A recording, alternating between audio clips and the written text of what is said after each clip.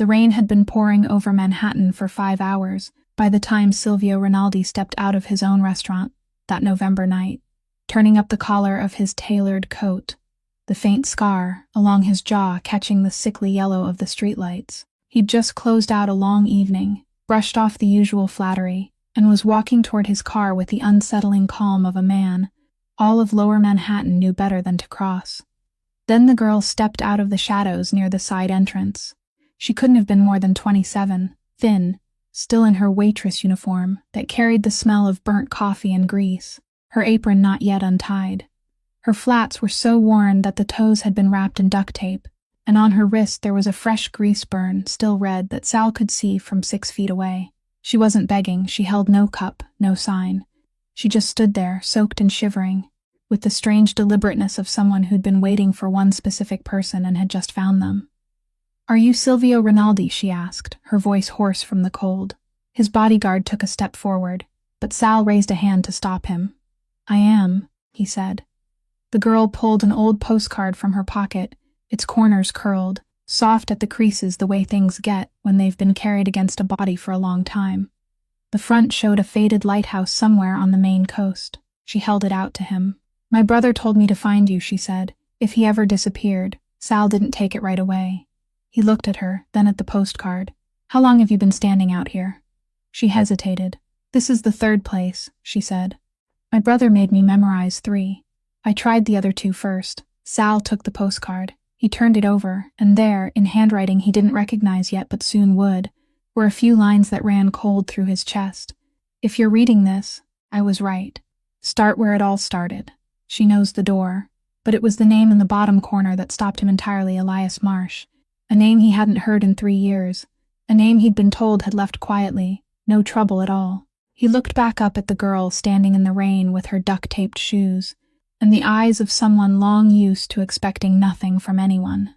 And for the first time in years, Silvio Rinaldi felt that something inside his own kingdom had been kept from him.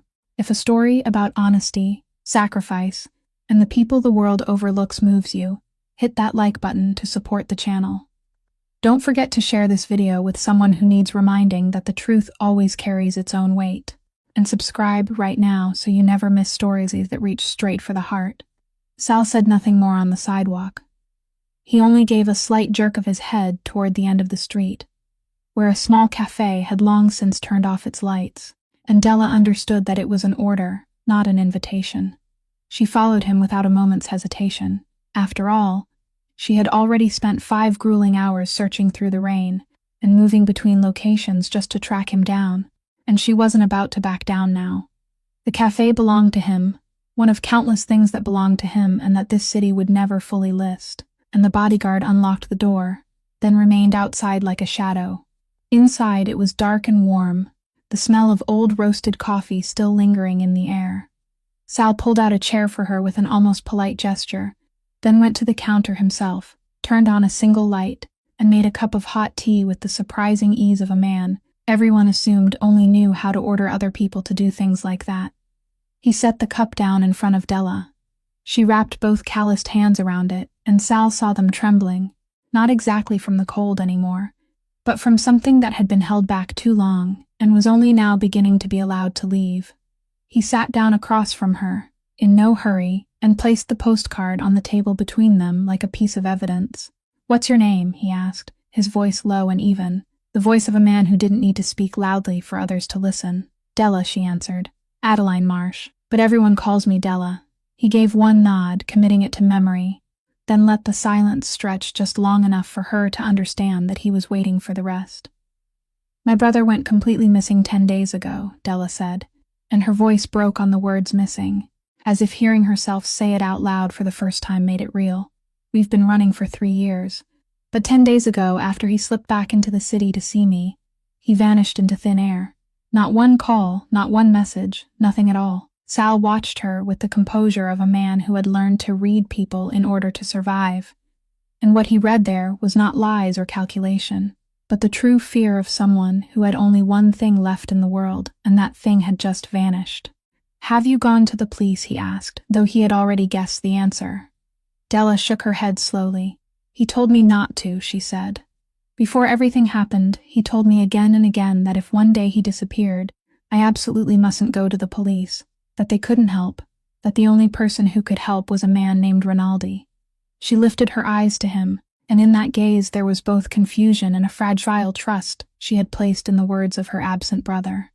"I didn't even know who you were," she said softly. "I didn't know what you did, why my brother trusted you, why someone like you could help someone like me. He only told me to find you, and said you would understand when you saw the postcard." Sal fell silent for a moment longer than usual. Over all these years, people had come to him for every reason imaginable, to beg, to bargain, to plead for his forgiveness or mercy, to borrow power or hide beneath its shadow.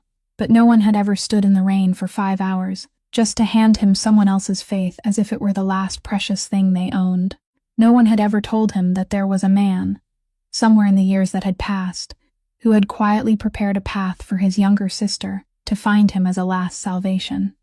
He looked at the trembling hands wrapped around the teacup, looked at the red burn on her wrist, looked at the exhausted face of someone far too used to carrying things heavier than her own strength, and something in his chest, something he had believed had long since hardened, stirred faintly.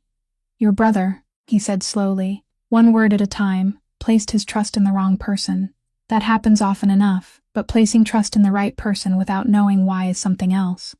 Della looked up at him. "So you know him?" she asked, almost holding her breath. Sal did not answer at once. He only looked down at the postcard with the faded lighthouse, and the name Elias Marsh seemed to echo once more inside his mind. Dragging with it a question he hadn't known had been lying there for 3 years. Sal still had not answered her question, and Della, perhaps already used to seeing her questions drift into silence, did not press him. Instead, she began to tell him, slowly, as if saying everything in the right order was the only way to keep herself from being swallowed by it. "My brother wasn't always like this," she said. "I mean, he didn't always live like someone running away. There was a time when we lived normally. He came home from work on time. On weekends we cooked together. Everything was peaceful in a way I only now understand was precious. Then, about 3 years ago, everything changed. He started teaching me strange things." Sal leaned forward slightly. "What kinds of things?" he asked. Della tightened her hands around the cup of tea. "He taught me how to take different routes home from work," she said. "Never to take the same way 2 days in a row. He taught me how to look into the side mirrors of cars parked along the street to see whether anyone was behind me, how to stop in front of a glass window and pretend to look at something, so I could see whether any reflection stopped with me. He taught me that if I saw the same face 3 times in one day in 3 different places, it wasn't a coincidence." She stopped, and when she went on, her voice was smaller. "I used to think he was being too cautious. I used to laugh and tell him he had watched too many detective movies. He didn't laugh back. He only looked at me and said that one day those things might keep me alive, and that I should memorize them the way I memorized how to breathe." Sal listened without cutting in, and inside his mind a picture was slowly taking shape, the portrait of a man who had spent years living with real fear. Not the sick fear of a paranoid mind, but the cold, methodical vigilance of someone who knew exactly whom he was hiding from. "What else?" he asked. Della nodded. "He made me memorize 3 locations," she said. "This restaurant, a club downtown, and an office building I had never entered. He showed me pictures of each place, made me remember how to get there by subway and on foot in case I didn't have money for the train. He even made me memorize the times, which evenings of the week you were usually where, and where I should try first if I needed to find you. I asked him who that man was, why he mattered so much, and he only said that he was the only person in this city who owed him the truth, and that when the time came, that truth would speak for itself." At that point, something inside Sal went still, because the name Elias Marsh, when he had first seen it in the rain, had been only a vaguely familiar sound, but now, when it was placed beside those evasive maneuvers, the constant vigilance, and an office building, his memory finally opened the right drawer. Elias Marsh, the young accountant who had once worked for his construction company, one of the clean and legal branches of business he used to wash his name before the world. A thin, quiet young man with glasses, and the irritating habit of looking people straight in the eye when he spoke. The one who had left 3 years ago. The one Gideon Vance. His longtime right hand had reported back on in his usual smooth voice, saying the young man had resigned peacefully, No complications, no problems. A departure so tidy that Sal had not even bothered to ask one more question. 3 years. Exactly 3 years ago, matching the very point in time Della had just mentioned, the point when her brother began changing his routes home and counting unfamiliar faces. Sal let no emotion show on his face. He was far too skilled at hiding things.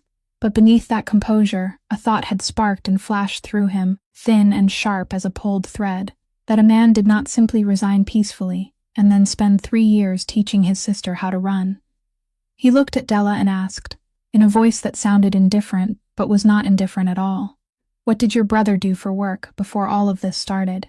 "He was an accountant," Della said. "He was good with numbers, so good it was almost strange.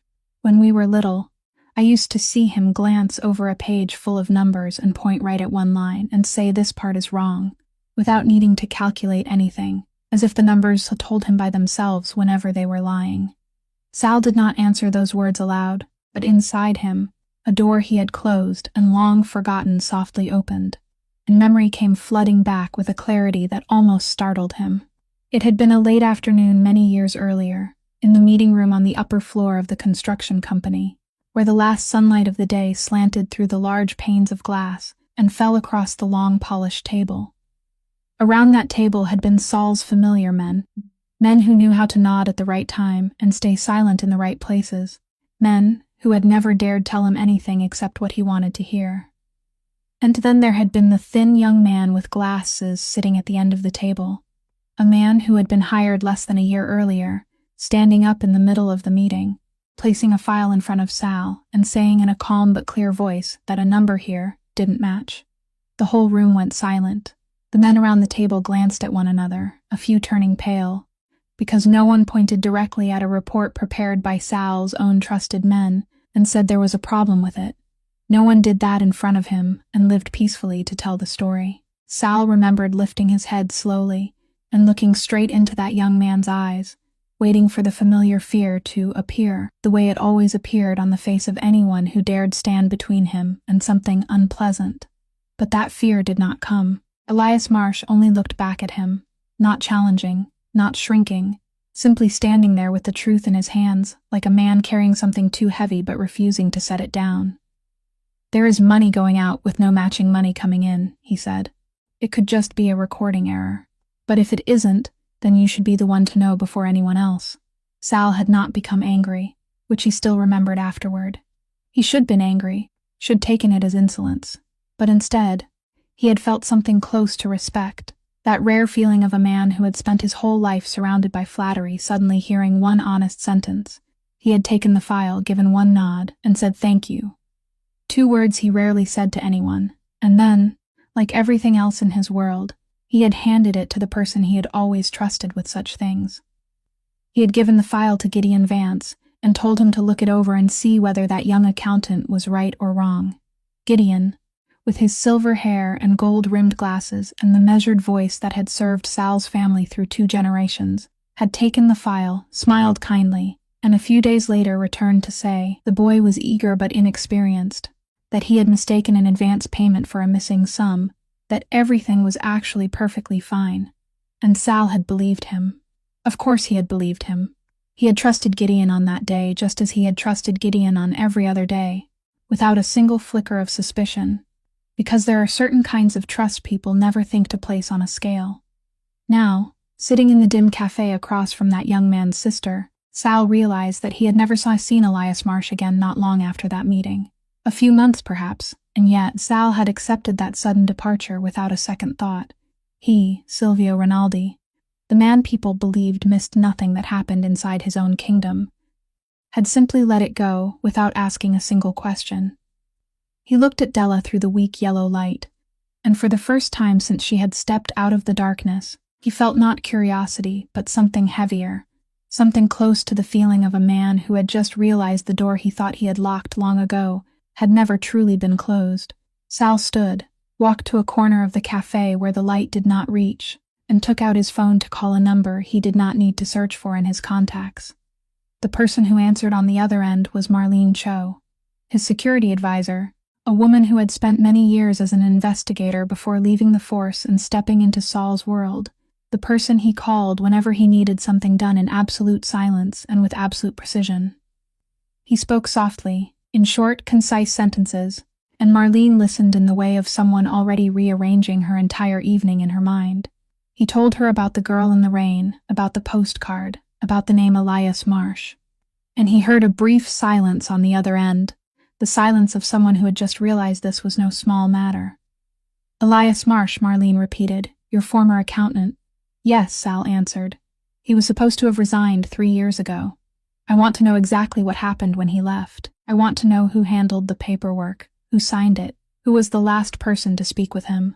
And I want to know everything Gideon did in connection with him, every single thing, without Gideon knowing anyone is asking. He paused for one beat. Gideon absolutely mustn't know. On the other end of the line, Marlene did not ask why, because in all her years working for Sal, she had learned that when he demanded secrecy around a specific name, that name itself was the answer. She only said she would begin that very night, and that she would also have people find out whether there was any trace of Elias over the past 3 years, because a man who vanished that thoroughly usually left behind absences with their own shape. Sal ended the call, stood still for a while in the darkness, then returned to the table.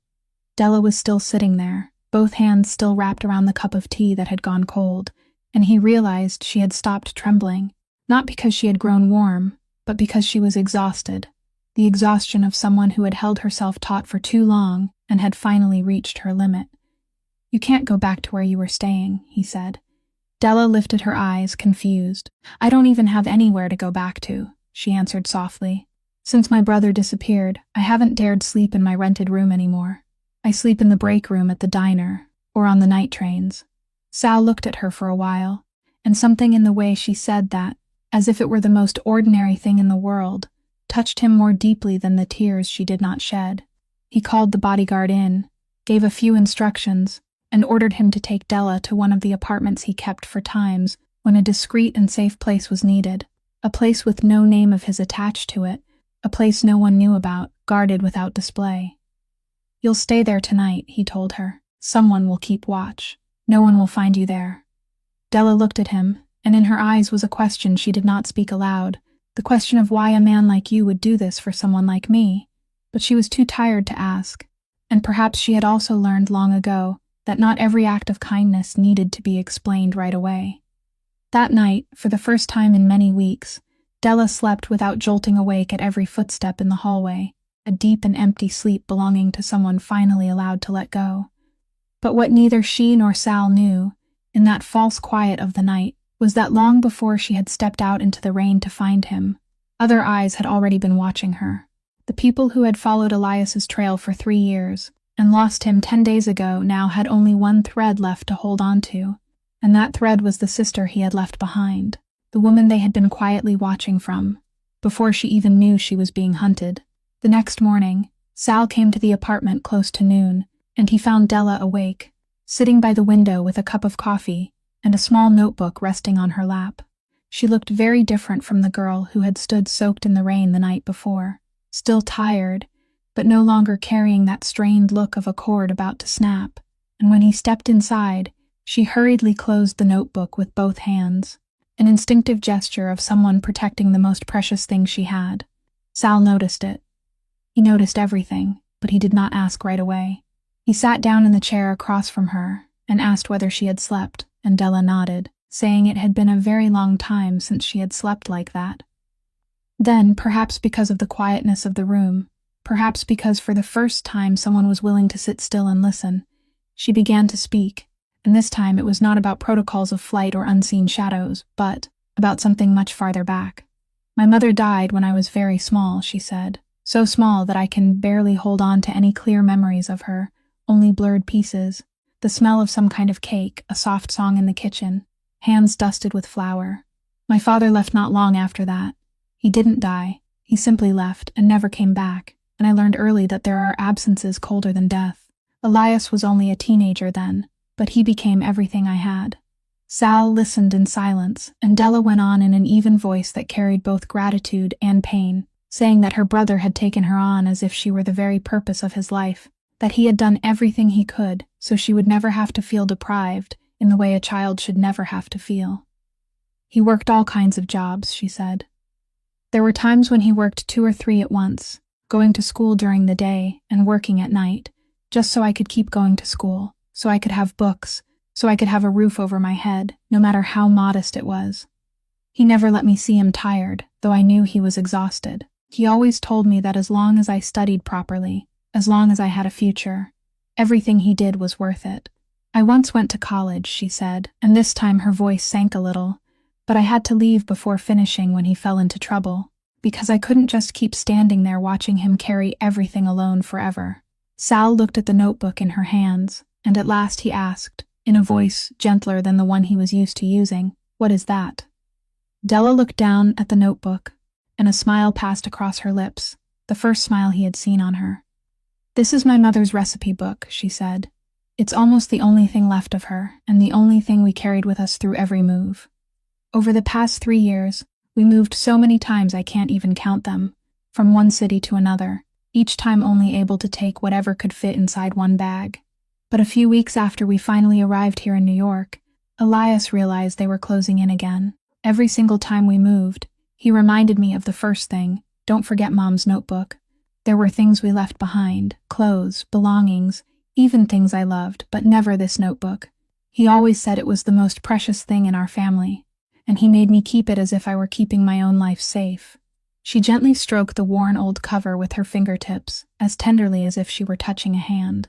Sal watched that gesture, watched the way she cherished a battered notebook from a dead mother, as if it were priceless, and something stirred faintly in his mind, a vague question he could not yet name, because in all his lifelong experience living among secrets, he had learned that when a careful man like Elias Marsh repeated again and again that something was the most precious thing, it was very rarely only because of sentimental value.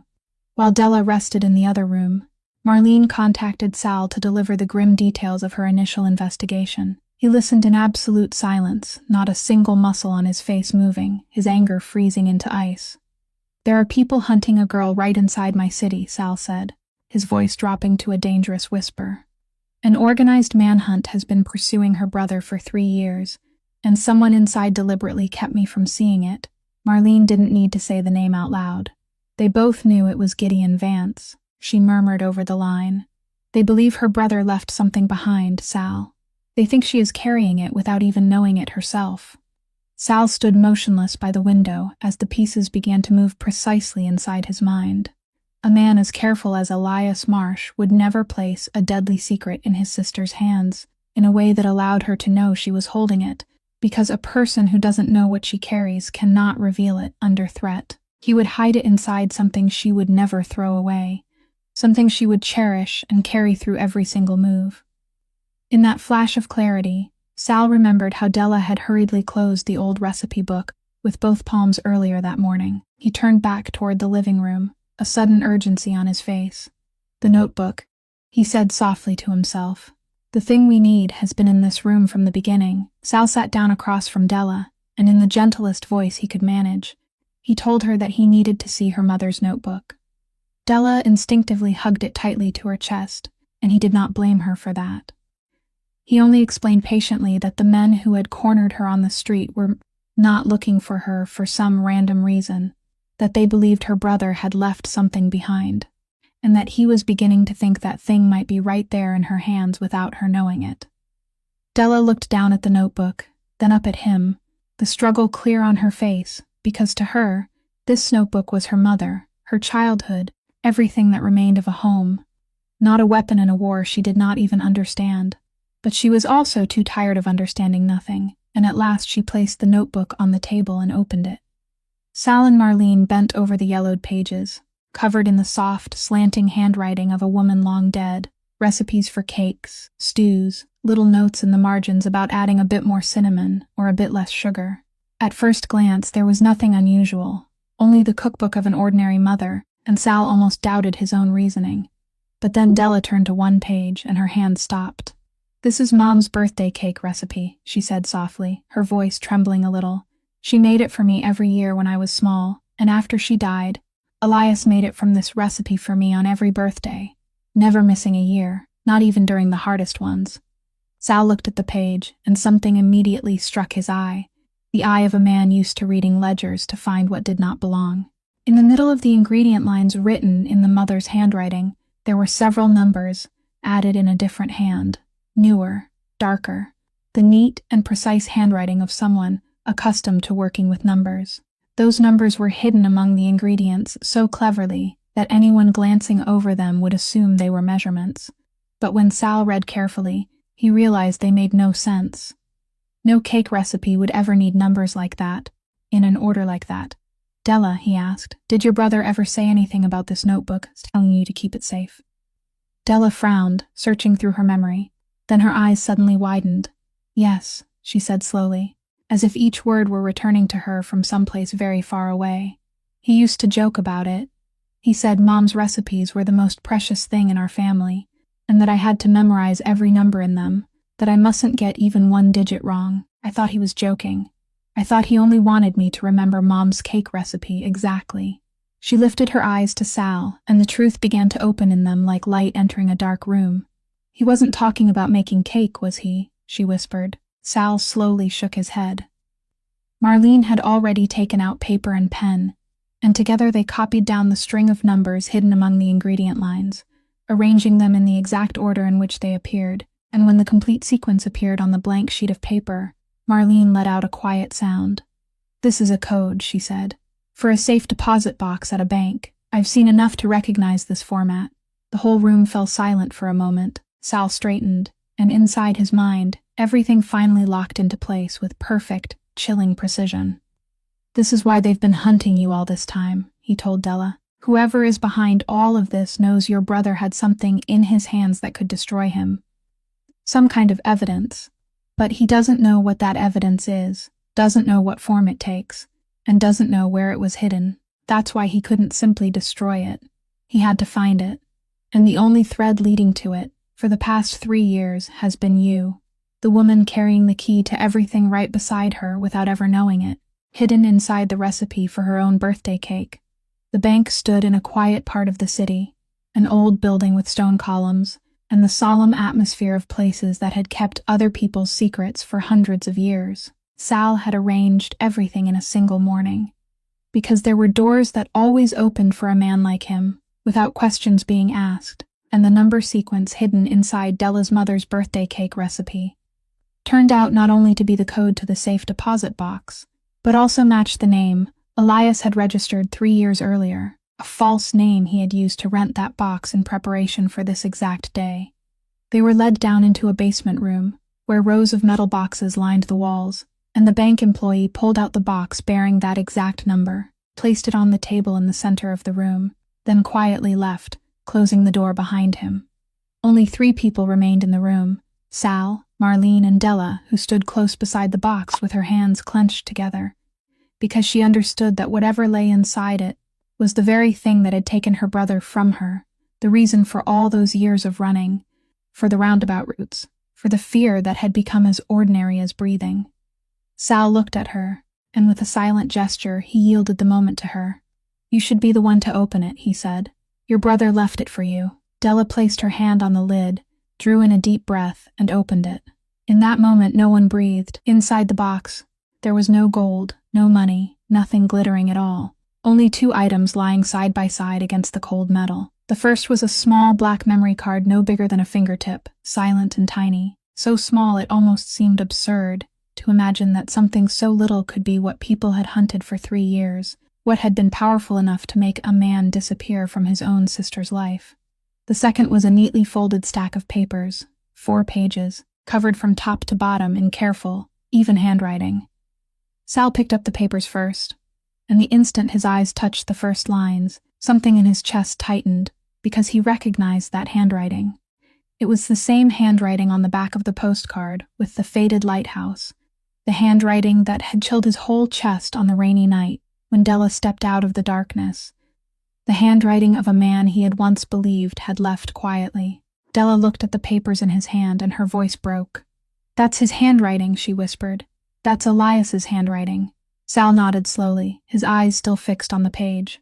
Marlene quietly took the memory card, handling it as if it were something fragile, and said softly that she needed to get it to the analysis team immediately, that whatever was on it had to be copied and protected before anything else happened.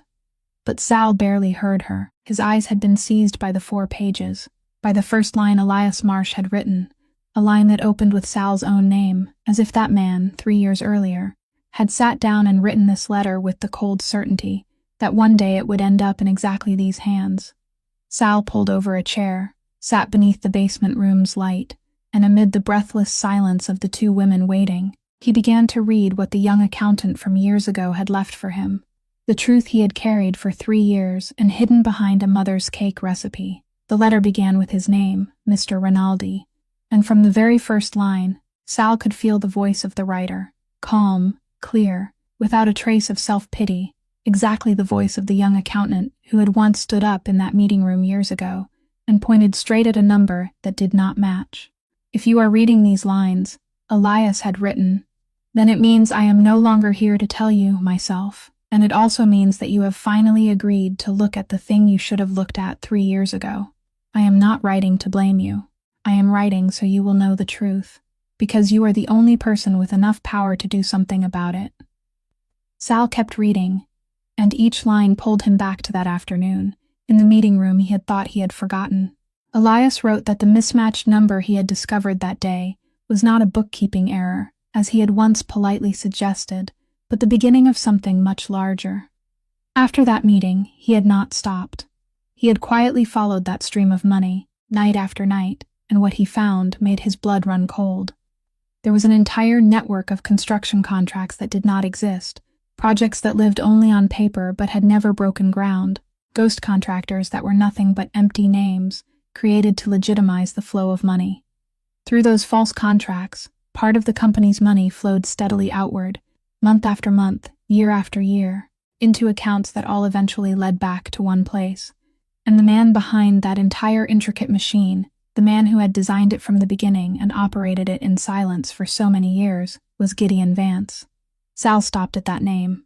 He had known it was coming, had felt it hanging in the air since the night before, but seeing it there, black on white, in the handwriting of a man who had paid with his whole life to write it down, was something else entirely. Della, standing beside him, saw his hand tightened around the edge of the page, and she did not understand everything that was happening. But she understood that the name carried the weight of a blow. Sal read on. Elias wrote that what made everything dangerous was not only the stolen money, but the way Gideon had built the entire structure. Every thread, every signature, every trace in the documents had been arranged so carefully that if anyone ever discovered it, the first person to be suspected, the person whose name appeared on the original papers, would not be Gideon, but Sal himself. Gideon had built a whole machine in which his own boss was the shield, the man who would bear the blame if the storm ever came crashing down. I meant to bring everything I found to you, Elias wrote. I believed you deserved to know that you were being betrayed by the person you trusted most. But Gideon knew first. He always knew everything before everyone else. And before I could come to see you, he called me into a private room. Sal reached that part and felt something stab through his chest, because he could picture that scene far too clearly, the thin young man with glasses, and the silver-haired man whose measured voice had once embodied absolute loyalty. He did not raise his voice, Elias wrote. He even smiled. He told me that if I brought this to you, he would need only one afternoon to build enough evidence to make me look like the thief, the one who had created the entire structure for his own profit. And then he said the sentence I will never forget, the sentence that pushed me out of my own life for 3 years. Rinaldi trusts me more than he trusts some lowly accountant. Tell me, who do you think he will believe? Sal stopped reading, and in that cold basement room, the silence became so heavy it could almost be heard, because the most terrible thing about that sentence was not the threat, but the fact that Gideon had been right. Sal drew in a breath and kept reading, and the letter shifted into a different tone, deeper, as if the writer had set down the facts and begun to speak about his own choices. I stood before that room and understood that there was no way back for me, Elias wrote. In the world you live in, Mr. Rinaldi, I know very well what happens to someone suspected of being a traitor, a thief. People don't need a trial. They don't need real evidence. They only need you to believe I betrayed you, and for me, that would be the end of everything. and Gideon held in his hands the power to decide what you would believe. If I stayed and spoke out, I would die with the name of a thief, and Della would be left alone in the world with that name pressing down on her entire life. I couldn't let that happen, so I did the hardest thing I have ever done. I chose to disappear. Sal read those lines and thought of Della, of a man who had carried his younger sister since he was only a teenager, and now, once again, had placed her above his honor, above the truth, above even his own life. I know you will think I was a coward, Elias wrote, a man who ran instead of facing things. But I didn't run to hide, I ran to prepare. Because I understood something Gideon never expected, that an accusation without evidence is meaningless, but a mountain of undeniable proof can shake even the blindest trust. I knew that if I came to you that day with only a few papers and a number, you would believe Gideon. But if I waited, if I was patient, then his greed would betray him on its own. And Sal realized, as he read to this point, that this was exactly what had happened. Elias wrote that he had spent 3 years quietly watching Gideon's machine from a distance, not to stop it, but to let it grow. He knew that a man like Gideon, once he had gone that far, would never stop, that the scheme would swell larger and larger, with more ghost contracts, more money flowing through, and each new transaction would become another trace, another cord tightening around his neck. I waited until the structure was large enough that no explanation could cover it anymore, Elias wrote, waited until every number became a confession all by itself. That is why I did not come sooner, not because I was afraid, but because I needed the truth to become heavy enough that even you could not turn away from it. Then the letter reached the line that made Sal stop the longest. People will ask why I chose you, Elias wrote, a man this entire city fears, a man I should have avoided most of all. I asked myself that many nights, and the answer is because of that afternoon in the meeting room years ago. When I stood up and said a number didn't match, everyone in the room waited for you to become angry, but you did not. You looked me straight in the eye, took the file, and said thank you. In your entire world, you were the only person that day who was not afraid of the truth. And I remembered that. I wagered my whole life, Della's entire future, on the belief that the man who once said thank you to someone daring enough to speak the truth, no matter how surrounded he might be by lies, would choose to stand with that truth when he finally held it in his hands. I believed in the man you revealed for one moment, not the man you have to become every day. Sal lowered the letter, and for a long while he could not say a word, because in all his life spent among fear and flattery, no one had ever placed that kind of faith in him before. A faith not built on his power or his threats, but on something good that he himself had almost forgotten he once possessed. The memory card was handed over to Sal's private analysis team, a small group of people who worked in absolute silence, people loyal only to him and who never asked why. They worked for several days straight in a sealed room, comparing every line of data Elias had left behind with the company's real books, and what they slowly reconstructed made even the most seasoned among them fall silent. The evidence the young accountant had gathered was not a few scattered pages, but a complete map, meticulous down to the smallest detail, drawing out Gideon Vance's entire machine from root to crown. Every ghost contract was recorded. Every false contractor was traced back to the empty name behind it. Every stream of money was followed through layer after layer of intermediary accounts until it reached its final point. And when the analysis team added everything together, the number that appeared made even Sal go still. The money that had been siphoned away was not a small sum accumulated over a few years, but a massive current that had run for decades, a number so large it filled many pages when written out in full. But what chilled Sal was not only the size of the number, but the length of time, because when the analysis team traced the money back to its very beginning, they discovered that the machine had not started 3 years ago, nor 5 years or 10 years ago. It had begun long before, back when Sal's father was still the man in charge, in the days before Silvio Rinaldi had ever sat in the chair he occupied now. Gideon Vance had not stolen through one generation of bosses, but through 2. He had stolen from the father, then continued stealing from the son, smoothly and without interruption, as if the transfer of power from one generation to the next had simply been another opportunity for him to extend his machine. Sal sat for a very long time before those numbers, and inside his mind an old question finally found its answer, a question he had never dared ask himself through all those years, which was why he had trusted Gideon so completely, a trust absolute, unconditional, never requiring proof. The answer did not lie in Gideon himself, but in an afternoon many years earlier, when his father was still alive. He remembered that room with piercing clarity, the weak light spilling through the curtains, and the thin hand of his dying father gripping his. His father, the man who had taught him every rule of this world, the man Sal had both feared and respected more than anyone, had looked at him with fading eyes and spoken words Sal had carved into his heart like an oath. In this world, you won't be able to trust anyone, his father had said. Everyone will betray you when the price is high enough. But there is one man you can trust with your eyes closed, and that man is Gideon. He carried this family through its worst years. He stood by me when everyone else ran. Keep him beside you, and never doubt him, and Sal had done exactly that.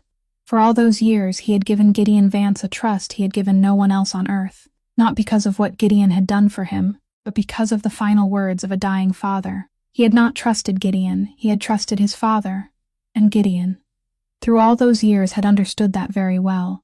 He had hidden behind the shadow of a dead man, using a father's last words as an impenetrable shield, knowing with certainty that as long as he stood inside that shadow, no one, not even Sal, would dare reach out and unmask him. Sal looked down at the enormous number on the page, then looked toward the empty space where the memory of his father still seemed to linger. And for the first time in his life, he understood that even love and reverence for the dead could be turned into a weapon, if they fell into the hands of someone patient enough and cold enough to use them.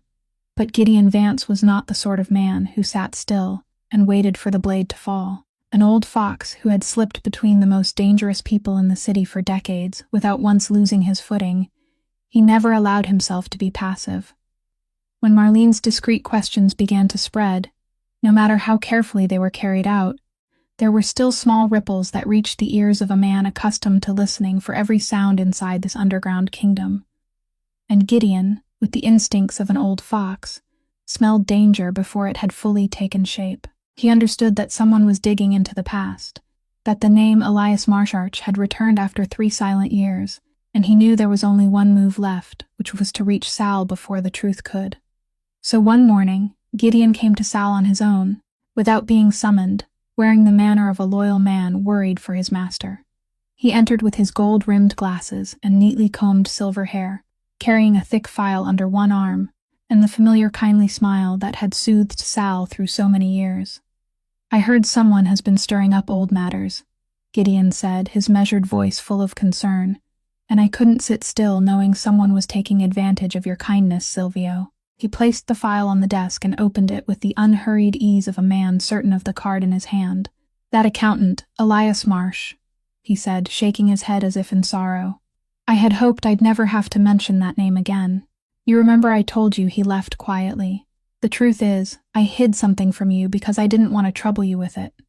He left because I had discovered he was siphoning money from the company.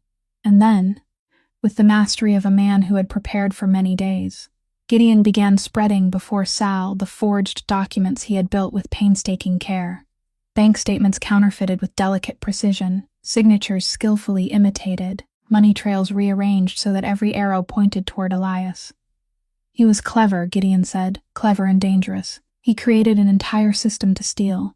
Then when he was about to be exposed, he ran and spent 3 years building an inverted story, turning himself into the victim and placing every sin on my head, the head of the man who has served your family faithfully for a lifetime. He leaned back, and his voice sank into something almost choked. Now he is even using his sister, Gideon said. Think about it. A poor, pitiful girl appearing at exactly the right moment with a tragic story. Isn't that the perfect way to reach your compassion? They're using you, Silvio. They know you have a heart you always try to hide, and they're aiming straight at it. Everything I have ever done in this life has been to protect your family. Your father understood that. He trusted me until his final breath. Are you really going to let a con man and a strange girl destroy what you and your father and I have protected together for so many years? That was Gideon's calculated strike, using the dead father's name as his ultimate armor. He looked at Sal with practiced sincerity, waiting for the words of a lifelong servant to outweigh those of a fugitive. In that silent room, Gideon staked everything on Sal's lingering loyalty to the past. Sal did not answer right away. He sat still in his chair, his hands clasped together, and let the silence stretch long enough for the confident smile on Gideon's lips to begin tightening, just slightly. Because in that moment, between the forged documents spread across the desk, and the name of his dead father just spoken like a charm, Sal was not thinking about the numbers, nor was he thinking about the intricate arguments the silver-haired man had just laid out before him. He was thinking about an afternoon many years ago, about a thin young man with glasses who had stood up in a room full of men who only knew how to nod, and had looked straight into his eyes and said there was a number that did not match. He remembered that there had been no fear in that young man's eyes, only the truth held tightly in his hands like something too heavy, something he absolutely refused to set down. A con man did not look at people like that.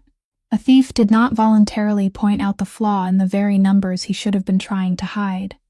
Then Sal thought of Della, of the rainy night when she stepped out of the darkness with worn-out shoes wrapped in tape, and the painful marks of her grueling kitchen shifts.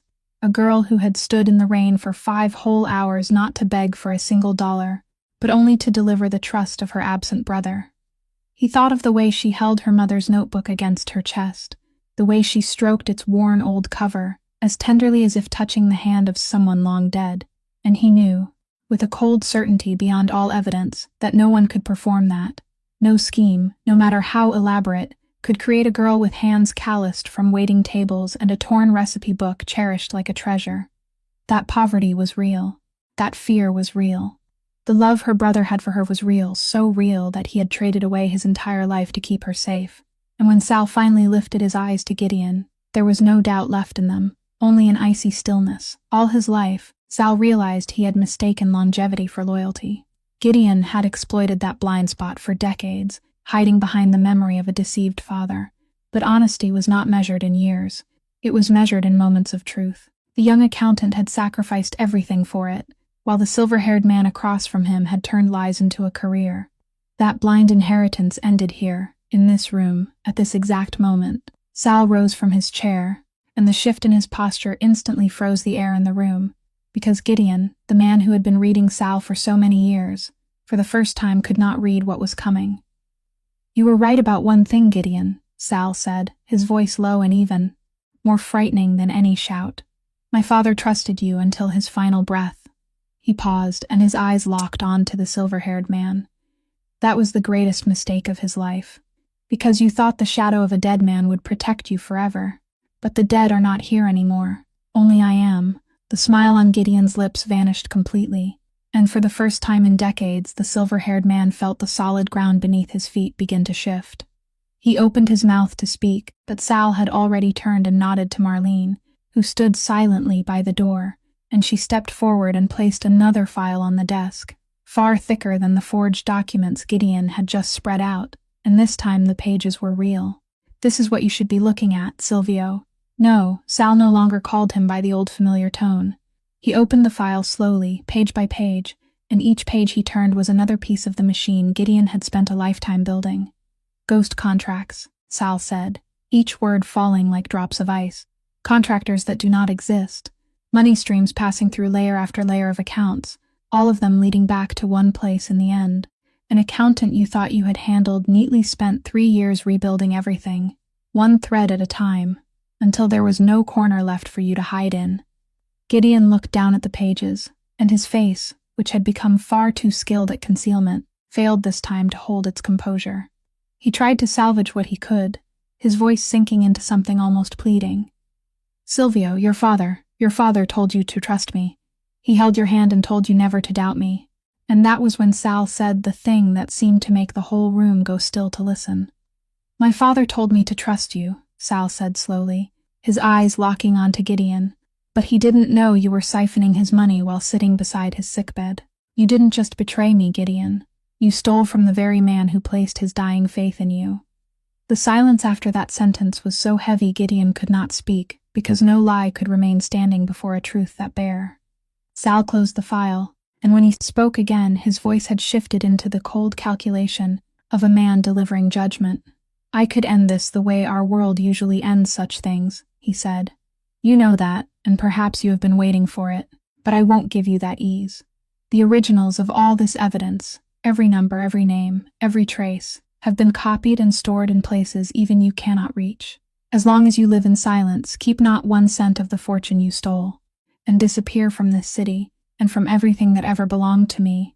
That evidence will remain still.